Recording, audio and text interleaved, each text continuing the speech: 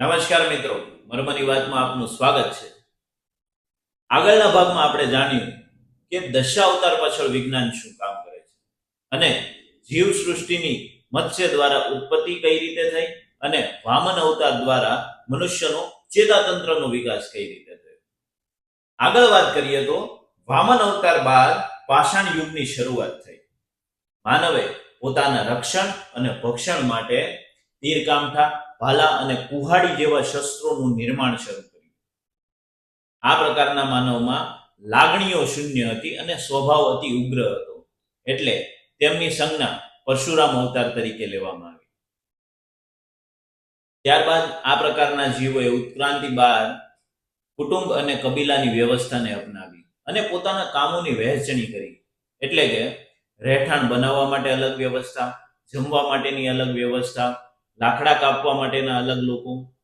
આ તમામ લોકોએ પોતાની વ્યવસ્થાની વહેંચણી કરી અને સભ્ય સમાજનું નિર્માણ કર્યું અને સુયોગ્ય સંચાલન માટે તેમણે નીતિઓ ઘડી અને સમાજને ઉત્કૃષ્ટ બનાવવા પર પ્રયાણ કર્યું.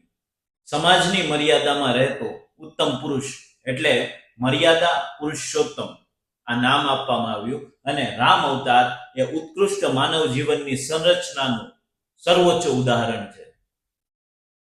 પરંતુ જે મૂલ્યો અને નિયમો સમાજ ઘડતર માટે સર્વોચ્ચ હતા, તેના દુરુપયોગને કારણે કુટુંબ વ્યવસ્થામાં સમસ્યાઓ ઊભી થવા માંડી. યોગ્ય સામાજિક વિકાસ માટે અને આ સમસ્યાઓના સમાધાન માટે નીતિ સામે કૂટનીતિ અતિ આવશ્યક હતી. એટલે જો કૃષ્ણ અવતારનું વર્ણન જોવામાં આવે તો તેમાં ષડયંત્ર, છળ, કપટ અને પ્રપંચનું નિર્માણ થયું અને આ દ્વારા આ સમસ્યાઓનો વ્યવસ્થિત ઉકેલ લાવવામાં સફળતા મળી. આ સમયગાળા દરમિયાન મનુષ્ય પોતાની 16 કળાને વિકસાવવામાં સફળ થયો અને આ અવતારને એટલે જ કૃષ્ણ અવતારનું નામ આપવામાં આવ્યું. માનવ મગજના આ વિકાસથી સંશોધનો તો થયા, પરંતુ તે સંશોધનો બાદ યુદ્ધ જેવી પરિસ્થિતિ સર્જાઈ અને તે મહાવિનાશનું કારણ બન્યું. એટલે તેમને શાંતિ અને પોતાના અસ્તિત્વનું મૂલ્ય સમજાયું.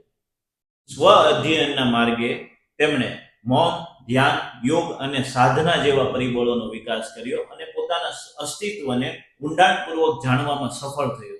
આ અવતારને બુદ્ધ અવતારની સંજ્ઞા આપવામાં આવી. ત્યારબાદ કલ્કી અવતારને જો સમજવામાં આવે તો તેમાં દર્શાવવામાં આવ્યું છે કે અધર્મના વિનાશ માટે મહાવિનાશક પરિસ્થિતિનું નિર્માણ થશે. આજે આપણે આપણી આસપાસ જે જોઈ રહ્યા છીએ, ગ્રીન હાઉસ ઇફેક્ટ, ગ્લોબલ વોર્મિંગની સમસ્યા, ઓઝોન લેયરનું તૂટવું અને પ્રદૂષિત વાતાવરણ, આ તમામ વિનાશ તરફેની સંજ્ઞાઓ છે. તો આ સ્થિતિ ધીમે ધીમે કલ્કી અવતારના વર્ણન તરફ આગળ વધી રહી છે, એટલે કે મહાવિનાશ તરફ આગળ વધી રહી છે. મિત્રો, માત્ર દશા અવતાર જ નહીં, પરંતુ વેદોની તમામ ઋચાઓને આપણે જો યોગ્ય રીતે અધ્યયન કરીએ તો આપણને સમજાય કે જે પરિસ્થિતિનું નિર્માણ આજે થઈ રહ્યું છે તેને વર્ષો પૂર્વે એક કથાના રૂપમાં, એક વેદના રૂપમાં આપણી સમક્ષ મૂકવામાં આવ્યું. આ જ્ઞાનને હજારો વર્ષોથી તોડવા મરોડવા અને તેને જડમૂળમાંથી નાશ કરવા માટે અનેકો પ્રયાસ થયા, પરંતુ આ જ્ઞાન હજુ પણ આપણા માનસમાં જીવિત છે. આ જ કારણ છે કે ભારત વિશ્વગુરુ છે. આ જ્ઞાનને યોગ્ય રીતે જાણીએ, સમજીએ, સતત આગળ વધારતા રહીએ. આ જ ભારતના વિશ્વગુરુ અને ભારતના લોકો હોવાનું સમૂળ પ્રમાણ છે. આભાર.